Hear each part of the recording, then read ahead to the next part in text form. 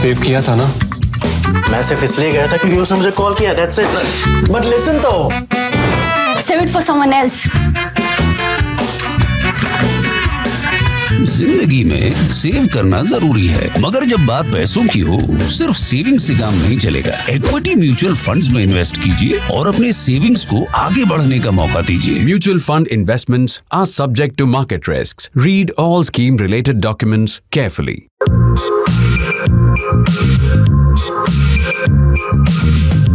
How did you feel when you saw those horrific Manipur videos? I know my own reaction was one of disgust, one of revulsion, one of horror, and one of feeling of shame that something like this could happen in India. The last time I felt so strongly was when I read about the Nirbhaya incident. We didn't have videos then, but we all heard about what happened and how horrific it was. I remember then feeling the same way. I remember feeling ashamed of how we treated our women. I remember feeling ashamed of what was happening in India. But that's where I think the stories begin to diverge. After the Nirbhaya videos, several things happened. There was widespread public outrage. People marched all over the city of Delhi, and in other cities there were big gatherings and demonstrations at India Gate that the police had to break up. The Home Minister had to face very tough questions. The Delhi Chief Minister, who actually has no control over the Delhi police force, was blamed, and it contributed, I think, to her losing the next election. Crowds of people gathered outside Sonia Gandhi's office shouting slogans. Outside Sonia Gandhi's house, not just her office, because it's the same thing. Sonia Gandhi invited some of them in and spoke to them, but it made very little difference to the outrage. I would venture to suggest that the Nirbhaya incident damaged Manmohan Singh so seriously that he could not recover, and it was almost a given that the UPA would lose the next election. Contrast the Nirbhaya incident with the way in which we've reacted. There's one very obvious difference. When the Nirbhaya incident happened, we said to ourselves, this could be our sister, this could be our daughter, this could be our wife, this could be somebody who mattered to us, who was very close to us. In the case of the Manipur incident, sadly, there hasn't been that level of identification. People are horrified, but they're still, strangely enough, a little detached. Why is that?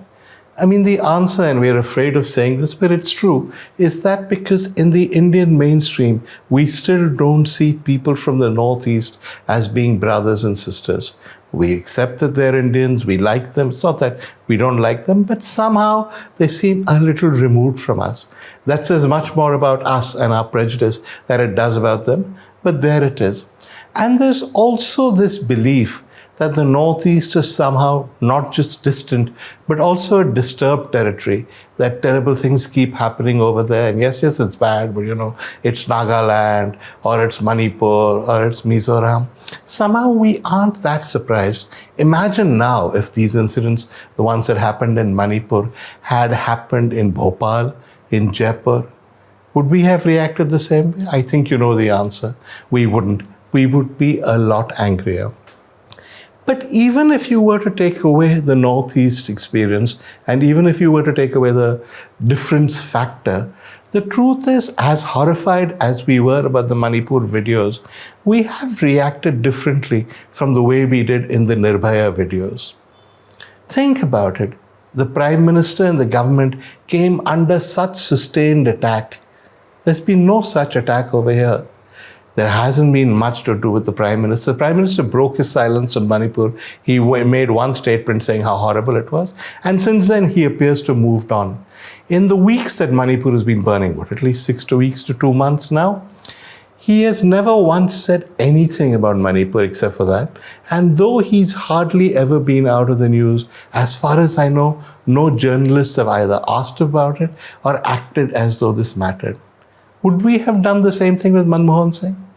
Wouldn't we have gone hammer and tongs at him as we did after the Nirbhaya incident? But we haven't over here. Look at the role of the media during the Nirbhaya period, during the immediate aftermath of the Nirbhaya incident. Every night, there was a debate on television. People would ask things about how are women safe in India? And of course, the answer was they were not. And there would be questions about Nirbhaya, how it was allowed to happen. There would be attacks on the Delhi police. There'd be attacks on the government. In the case of the Manipur incident, as far as I know, the media have been largely silent about the fact that Manipur is burning for many, many weeks.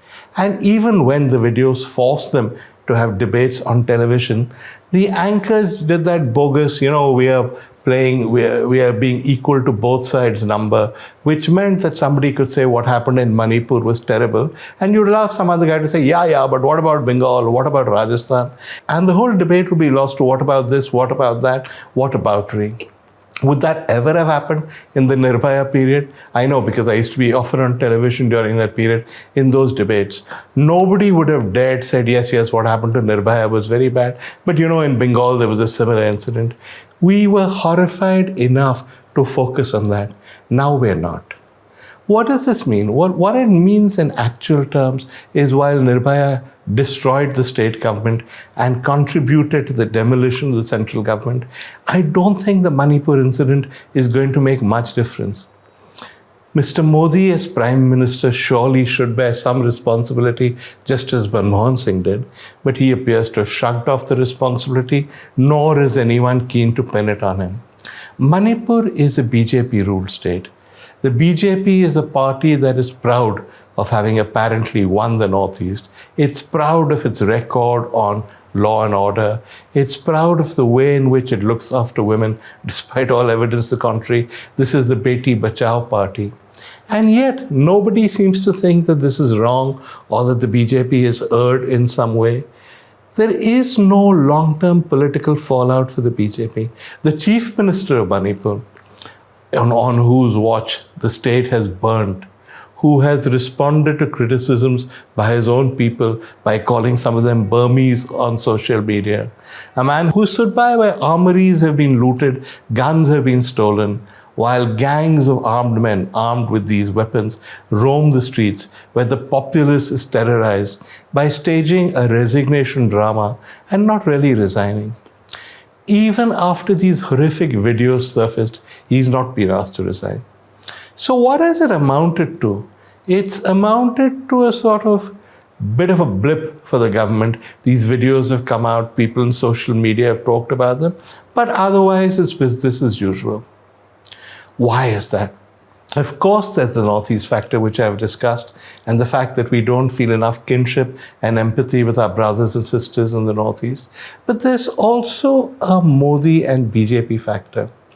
The Modi government has learned, like no government before it, how to manage dissent. One part of dissent is the media. In the case of many things that happened at the end of the UPA, Arvind Kejriwal and the so-called India against corruption is just one example. But the Nirbhaya incident is another example. The media went hammer and tongs at the government. There were debates on television every night. Newspaper editorials condemned the government. Editorial writers demanded resignations. That doesn't happen in the BJP rule. The electronic media on the whole are very reluctant to pursue the government. All you will get is a bit of this whataboutery and we're only trying to be fair. Well, BJP spokesmen deflect the agenda and hijack the debates. And the anchors are happy with this because if the BJP spokesmen don't deflect the issue, it's their job to do it. So they'd rather the BJP men did their job for them. The newspapers are better, but they're still more cooperative than they were during the UPA period. Social media, digital media is, yes, more critical of the government, but when the two most important pillars of the press, newspapers and especially electronic media, are so unwilling to say anything, it's difficult for public anger to build up.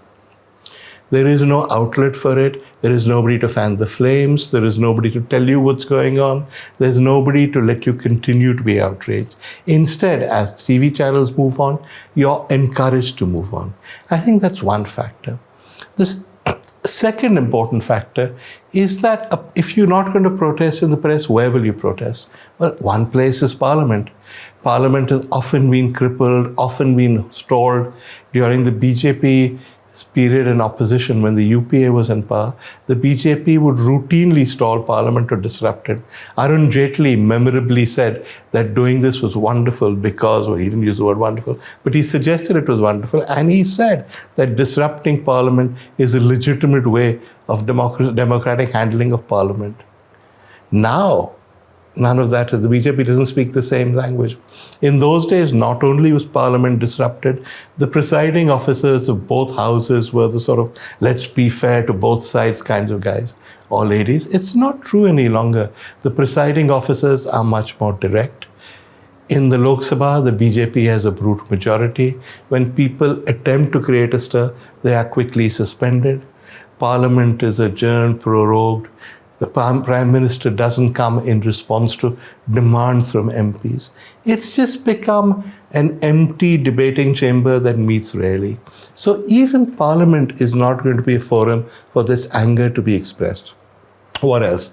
Well, there were demonstrations during the Nirbhaya period, and many of these demonstrations were organized by opposition parties.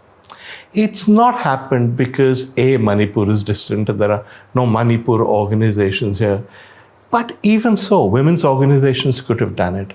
But they're also demotivated during the Modi period, frightened perhaps that they won't do it.